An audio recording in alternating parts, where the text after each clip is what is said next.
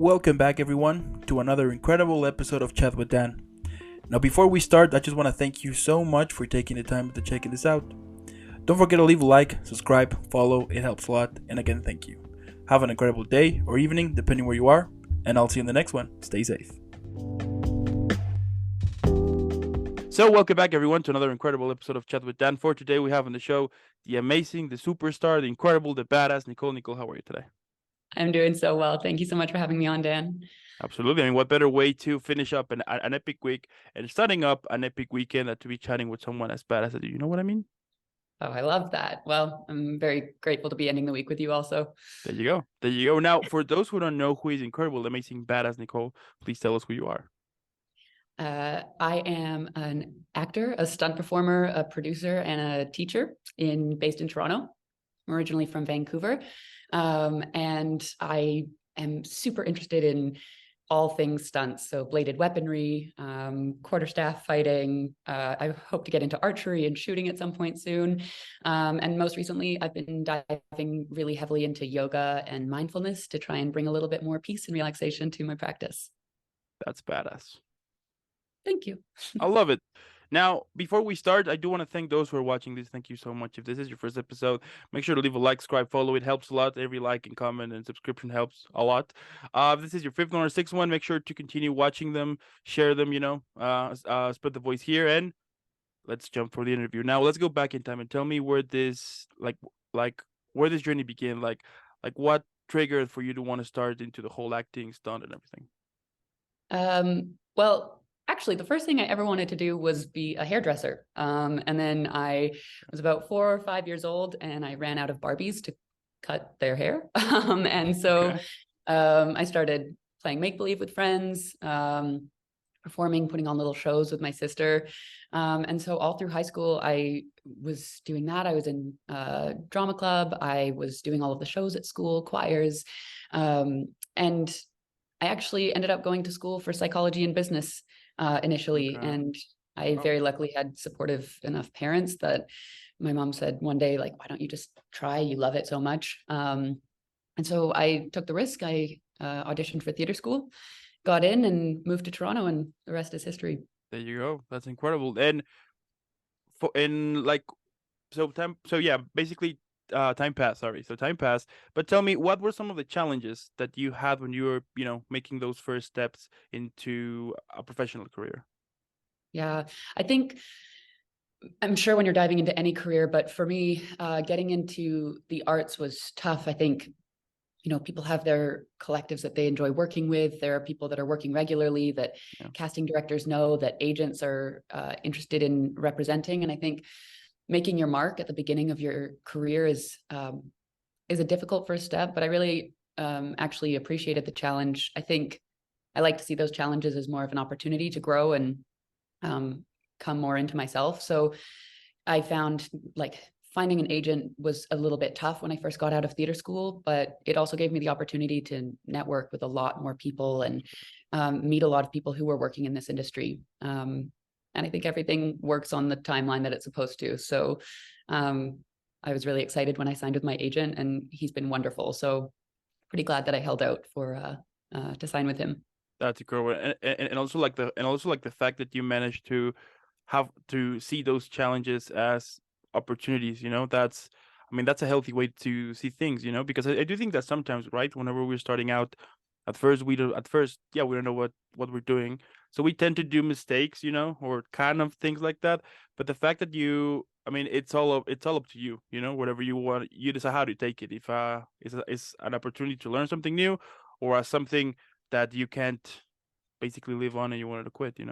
Exactly. I think looking at a lot of those opportunities as a way to explore and just kind of scout out what the next thing is, rather than seeing it as I failed, seeing it as oh, that's not the path for me. I'm going to try this other route and see what happens here. And just maintaining the mindset that what an opportunity it was to realize that wasn't the way I wanted to go for that particular facet of my life. So yeah, I think the mindset is crucial, especially in the arts, in terms of maintaining longevity of career and passion for what you're doing. Yeah. It's all just an exploration.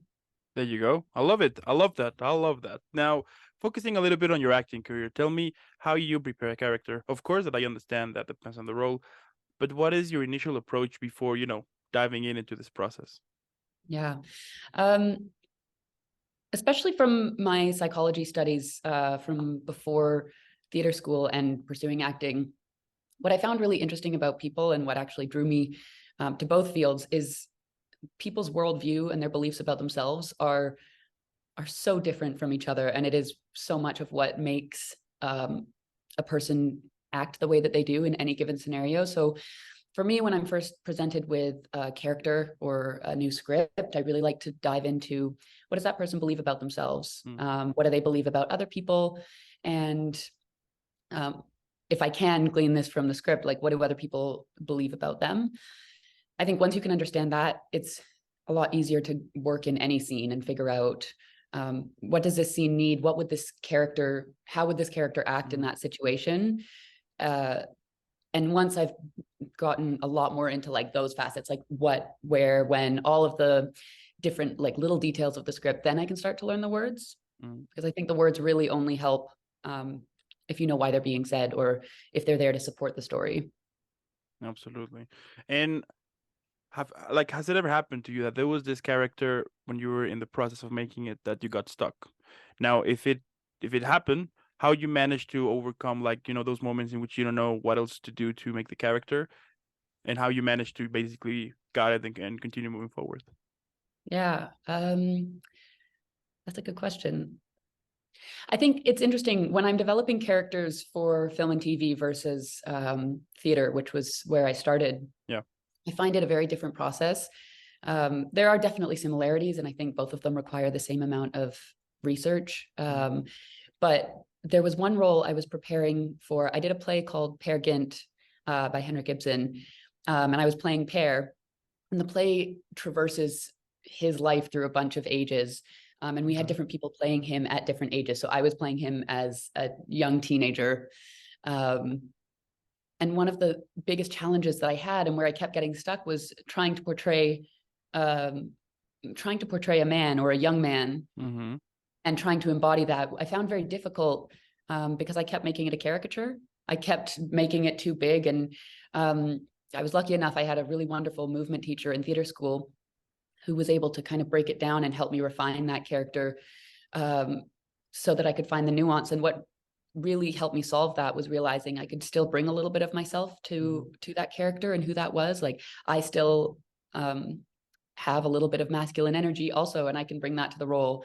That character can also have some feminine energy. Yeah. And I found that was how I kind of got through that challenge. That's badass +2. I mean, you're upgrading it to badass 2. Love it. I love it. That's super cool. I mean, I do find super interesting and amazing that process, because it's like basically, I mean, it's your body, the instrument, who's gonna tell the story, who is gonna be used to tell the story. So I find that amazing when you manage to do that. And also, for example, like on TV shows, on movies, and even on theater too, I mean, you can tell whenever the actor or actress went the extra mile to make it, to actually have that character. I mean, and I love when they do that. Yeah, you can really see the nuance when someone puts the effort into their work, into creating that story. And I think I think self-care on the side of that is also so important. I mean, if you're daily putting yourself into the body of someone who is very different than you, it's gonna be messy. Stretch, bringing in the yoga that I'm trying to bring into my career, and all of that stuff, eating well, taking really good care of yourself, I think is so important in just supporting that and facilitating that. So yeah. Now, that being said, how you usually break character? Do you have like a process that you usually do when you finish up playing a character? Like, what is your thing? I think there's a few things. I have a few practices myself to say goodbye to characters and roles, like journaling through it and almost honoring them like they were a real person that was a part of my life, and having a lot of gratitude for that character, that role, what that's done for my life, my career.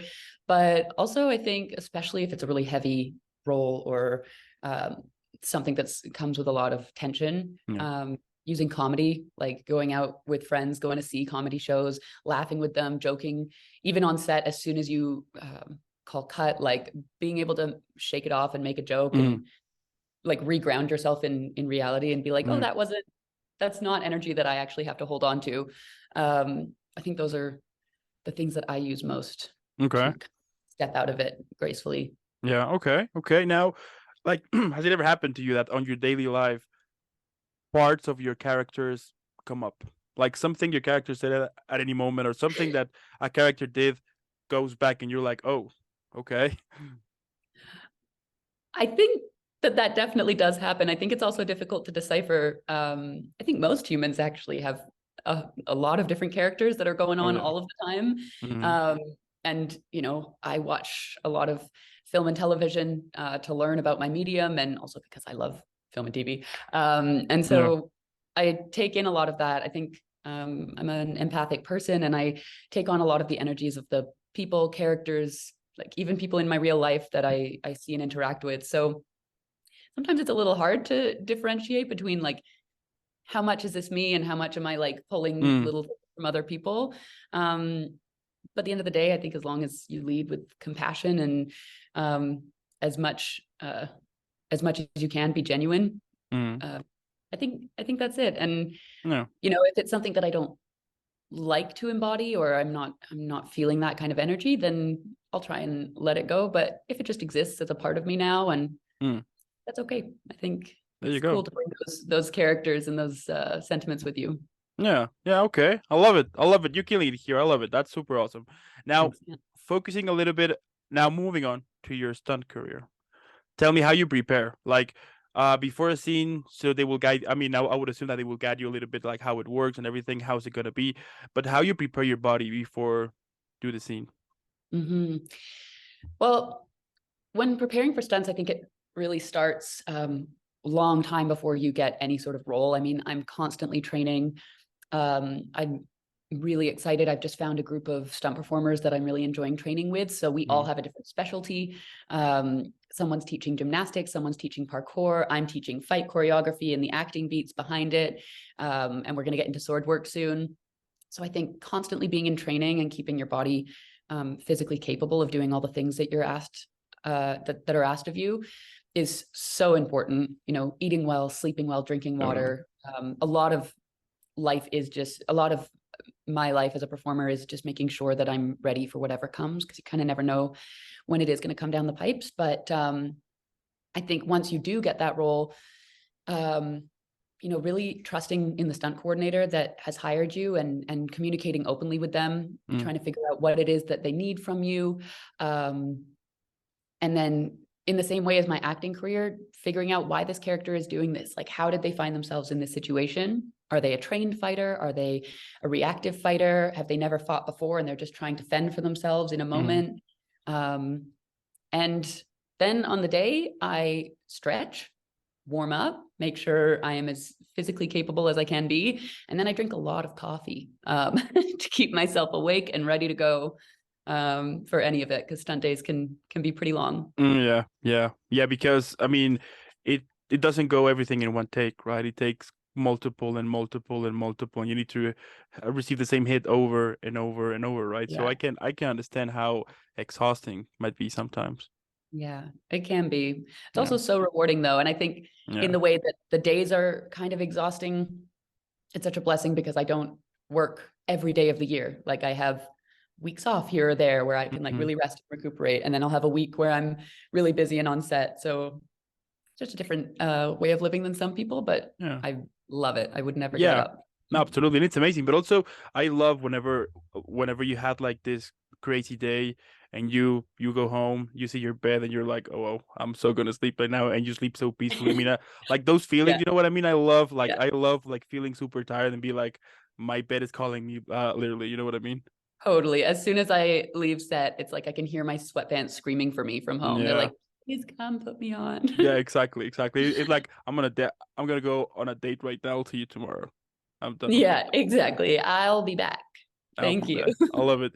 But tell me like how you handle injuries, because I mean I would assume that that no matter how things on set might be, you know, like all the safety protocols and everything, injuries tend to happen here and there, right? So how you handle that, those?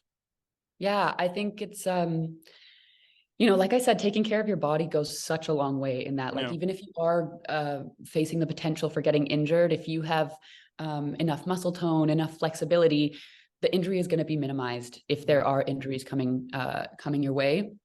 I have had a couple situations where I've been minorly injured through stunt work. I've been fortunate enough not to have anything major.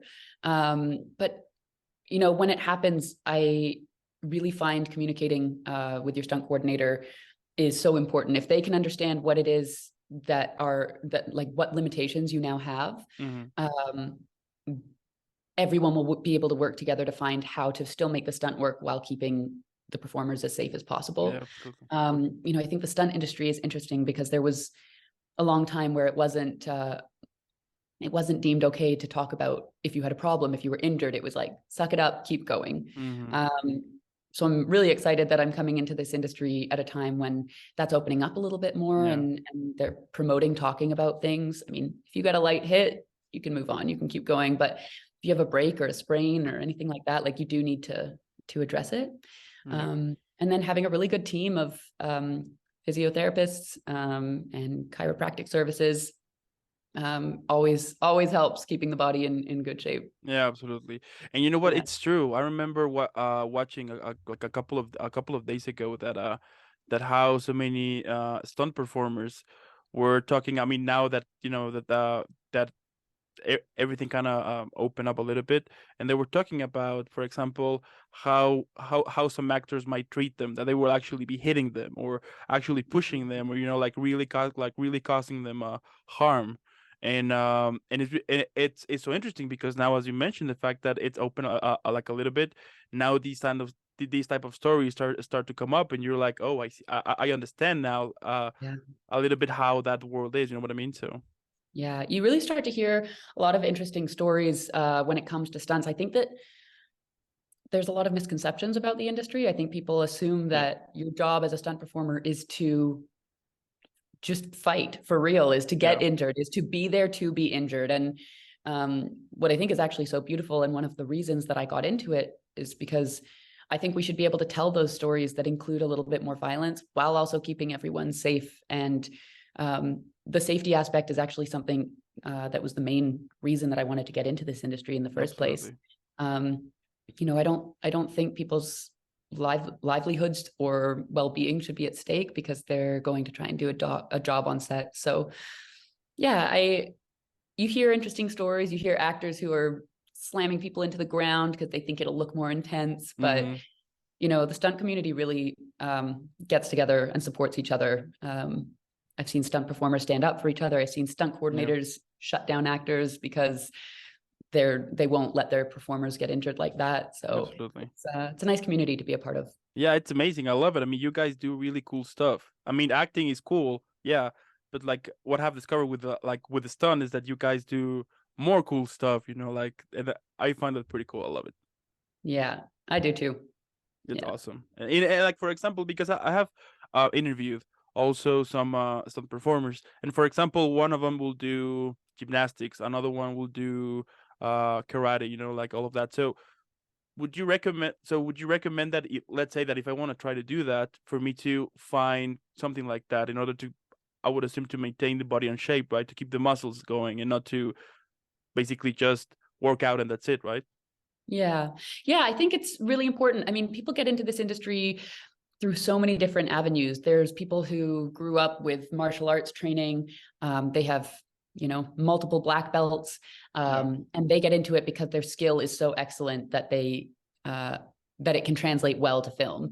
And then there's people who um, are okay doing a lot of the riskier stuff, like high Mm. falls and body burns and things like that. And they've come from a stunt family and are in and around the world where they can train those things. And then there's people like me who started as an actor.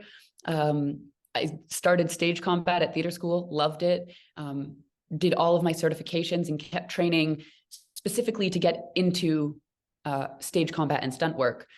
So I don't have the same very specific set of skills. But what's interesting in this industry is you can be a generalist. You can You can either come at it just being a gymnast, or you can go into it being like, I have a little bit of all of these skills.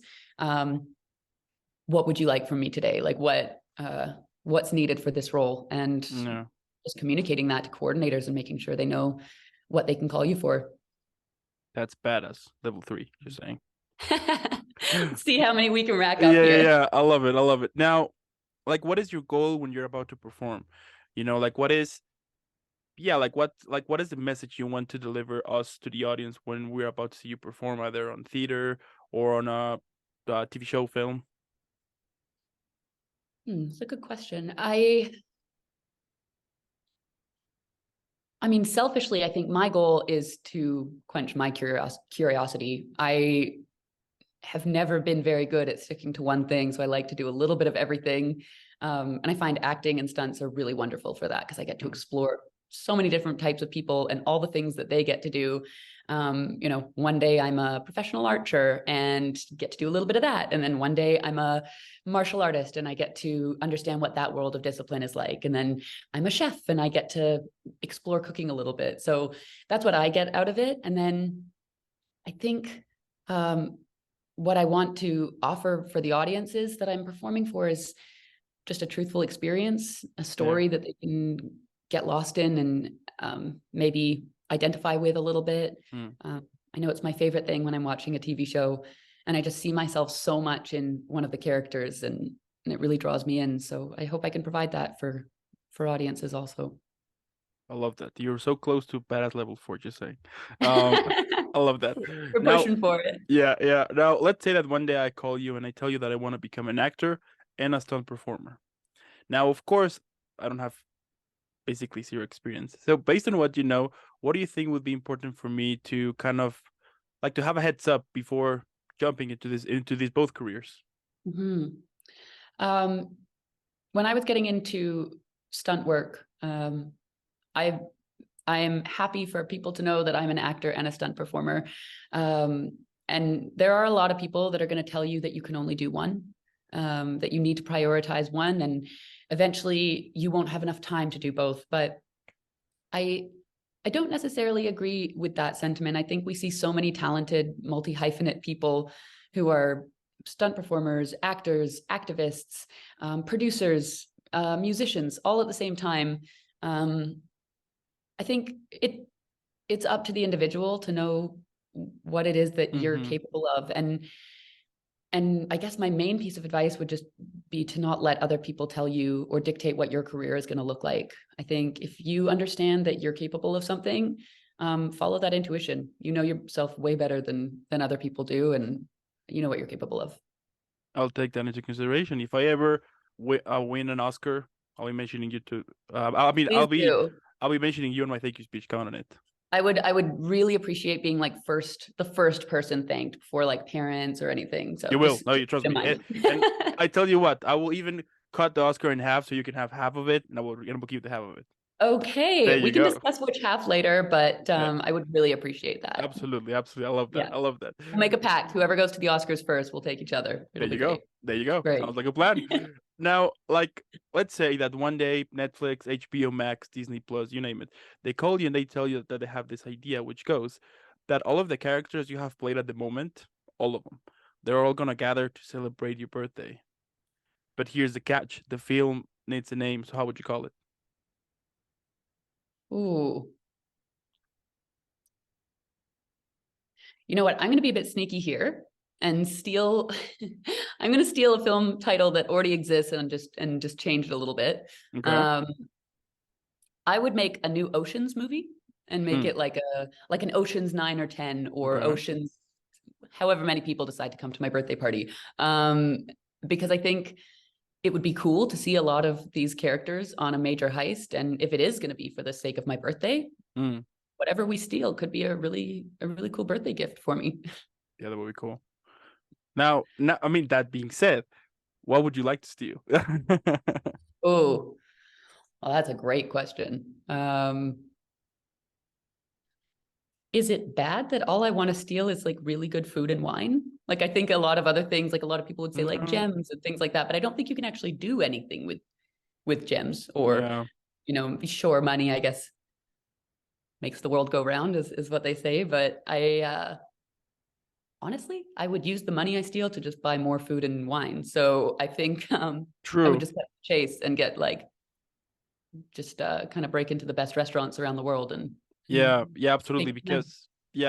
Because for example, if you steal gems, some of them have like serial numbers. So as soon as you want to sell Yeah, them, they can find out. you Or just own them now, and that's yeah, it's a little inconsequential. and you're right. With food, you have a good experience on it. Yeah, Yeah, I like that. and the wine will never go undrunk. It's something that will last, something you could use as gifts, something you could sell or mostly just enjoy. Yeah, as a reminder, you know what I mean? You could be like, Yeah, exactly. like every time you have a glass of that wine, you'll be like, I remember that. So Oh, remember how sweet that heist was there you go. I love as that. you sip on wine. Okay. Yeah. Okay. Now, what about describing your whole career, but on a drink? How would you call it, and what would it have? Oh, that's okay. Interesting. Does it have to be a drink I like or just a Mm, drink that Uh, describes the career? well, I think would be better a drink you like, because it's like something you like, so you know what I mean? Kind of makes sense. Okay. Uh, I think if I had to describe my career in a drink, it would be an espresso martini. Mm, Um, because it's bold, okay. uh, it's smooth, which I hope to be, I guess, most of the time. Yeah, okay. And it's overly caffeinated, which I am always overly caffeinated. So yeah, I have to go with espresso martini. I like that. Okay. Yeah, it's smooth. It's cool, you know? If you It's drink cool. one, Yeah. you get good. If you drink too many, you're not gonna able to even stand up. So I can't stand that. I mean, that's the case with a lot of drinks, I think. But yeah, this definitely falls under that category. Yeah, yeah, but I kind of understand like the whole analogy here. I love it. I love it. That's Awesome. awesome. That's amazing. It's amazing. Now, like, what motivates you? We all have those days, right? That we just want to quit, and it happens every time to all of us. So, how you manage to get over those toxic thoughts and to be back again, creating and on this road you have been in for so many years now? Yeah. Yeah, it can be super tough. I mean, we all know those days where it just feels like nothing is going your way, and Yeah. that can last for longer or shorter periods of time. Um, if I'm honest, the thing that I do most when I'm feeling like that is put the Wicked album on. I'm a big musical theater fan. Hmm. And I found the Wicked soundtrack has motivated me through a lot. Applying to theater school, I listened to the Wicked soundtrack on repeat. Going for my agent interviews, going for my first auditions.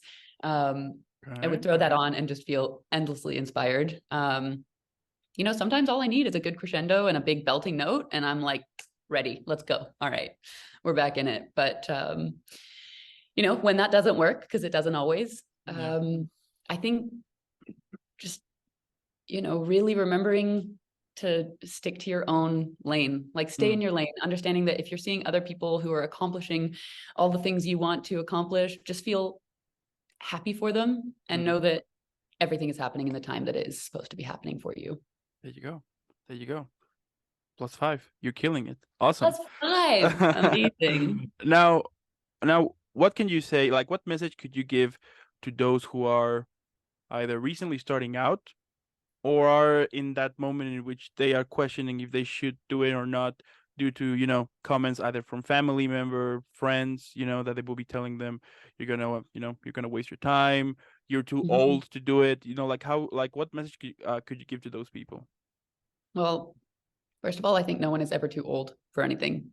Um, there's a beautiful there's a beautiful thing online that I saw once that was talking about all of these A-list stars or really influential people and like the challenges that they faced at a certain time in their life. I think it was Oprah got fired from her first journalism job at 28, and Yeah. Denzel Washington didn't get his first acting role until he was in his 40s. And so there's all these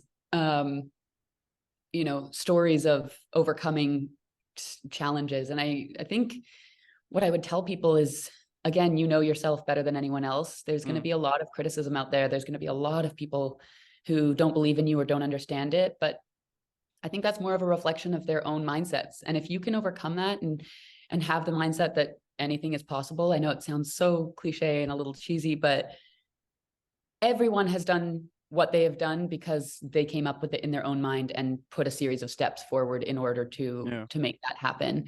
You know, I understand that there's levels of privilege that play into people's abilities to get into certain things, but there's been so many countless success stories of people who come from nothing or come from a completely different field and transition into this thing that was always their dream. And they end up being super successful. So I think, you know, having a positive mindset, just finding a way to really, really believe that what your dream is will be a reality, not like it could be, it just will be. Because if you know something is inevitable, you will take the individual steps to get there. Yeah. Wow. Yeah. Wow. I mean, you're dropping it, so. 6? Yeah. Are we at 6? Yeah, Oh, you're at 6 now. You're killing it. But you know what? I mean, you're right. I do believe also that everything is possible, you know? At least on my experience too, whenever I'm like very determined on something, I ended up like achieving it, you know? So I do understand that yeah, it is possible, but of course that just because it's possible, that doesn't mean that it's not going to be difficult, which I do think that sometimes maybe that will discourage people, you know, and they will be like, you know what, this is impossible. But at the end, it's just a matter of determination and how much you want that, right? And I think it's okay to have days where you're like, this feels very hard. I can't today. I can't do it. But even on those days, I got some beautiful advice actually from the same movement teacher that helped me with the role of Peer Gynt. She said, find the joy in it. If you're feeling like something is incredibly tough and you don't know what the next step is or what it's all feeling too heavy, just find a little glimmer of joy. Of remind yourself why you wanted that thing. Like, what is it about this field that you love so much? And try and make your only goal for that day to accomplish something that kind of re-sparks that joy or reignites it. Even if it's just 10 minutes, even if you just took a little piece of the puzzle away. I think that's all we have to do. It doesn't always have to be extraordinary every day, just moving small pebbles of a mountain. Absolutely. To remove a mountain. Yeah, you know, one day I saw someone saying that on this pursuit, when you're working on your dream, on your passion, of course that it will happen that, you know, that you want to quit, you know. But like those days, I mean, don't see it as you want to quit. See it more as you want to take a break. You know, it happens that maybe you will feel a little bit burnout. Take a day or two, you know, so you can kind of regroup here and then go back. You know, because also I do believe that the whole media and everything gave us this idea that you need to work 24/7, no sleep, you know, no pain, and like all of that. And perhaps from some people that works, that's fine. But everyone is different, and I do think that there's some people, at least I am one of those people, that I can't work like 24/7 full force, because eventually I will feel tired, burn out, and then I'm also the type of person that if I don't like something, I will throw it away and be like, I don't want it, you know. So I'll be like, well, why not just take a break here, be like here and there, kind of refresh ideas, and then go back again and try to be doing it like that here and there, so you can also stay healthy on the mind as well. Because I mean, at the end of the day, your body is the instrument, but you need the mind to keep it super healthy so you can continue performing. So absolutely. And I think that in that vein, if you are feeling a little bit of that burnout, you know, taking those few days to rest and recuperate is so important, but it also gives your mind some time to process, like, why did that happen in the first place? Like, what was I doing that forced me into burnout? Sometimes it's inevitable. You know, if you're working on a big project and you're just coming to the end of it, there's a good chance that you're going to feel a bit of burnout and need just a moment of rest. But if it's kind of a recurring theme in your life, being able to give yourself that space to process and really think about, okay, what happened? How did I get here? And what would I like to do to prevent that in the future? I've experienced that a lot in my life. And I think what keeps me coming back is that ability to reflect on it and be like, oh, actually taking a walk every day really helps me rest my mind and feel rejuvenated. So now that's part of my practice. Like I don't miss a walk anymore. And I think it's just finding what works for each person and knowing that, you know, there's room in this world for everyone to to be pursuing something and accomplishing something, even if they're not that person that can work 24/7, there's still place for them. Absolutely, absolutely. And my last question here is, what can we expect from you in the future? But also, what are you up to right now? I mean, what can we expect right now? Any future projects? Hit it.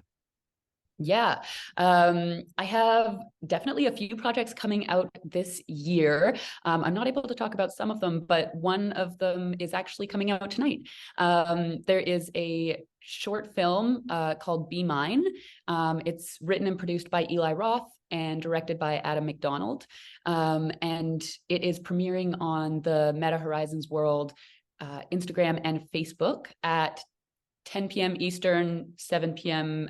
Pacific time on all of those platforms. So I'll be posting stories about it through my Instagram at Nicole S. Moller all day today. And yeah, please follow the link. I would love if everyone tuned in to see it. It's a scary Valentine's movie in a 180-degree camera. So it's a VR experience. Oh, okay. I like that. Yeah. That Yeah. sounds cool. I think it's Okay. going to be really cool. Wow, I love that. All right. I mean, at the end, what can I say? I mean, you ended up reaching badass level 7. Basically, you're killing it here. Wow. Your career is incredible. What you do, it's amazing, man. I love it. I mean, wow, it's epic. Thank you so It's much. epic, incredible. Now, Well, I really uh, appreciate you having me on. And honestly, I very much respect what you do. Also, I think it's really cool to see all of your interviews and what you've built here with this platform. thank you. I do appreciate that. Thank you so much. I also want to thank those who are watching this. Thank you so much. Now, this episode is about to be over. So in the description below, you're gonna find the social media to Nicole, her Instagram, also the a bunch of cool stuff here and there, so you can check all of her work. And also you can see why she's badass level 7. Basically, she's killing it. But also, besides following her, let's make her viral. Hashtag Team Nicole, because she's incredible. She's amazing. And again, Nicole, thank you so much. Have an incredible weekend, and keep being this incredible, amazing sunshine of a badass super person you always are, because you're killing it here, basically. Thank you so much, Dan. I appreciate it. You too. All right.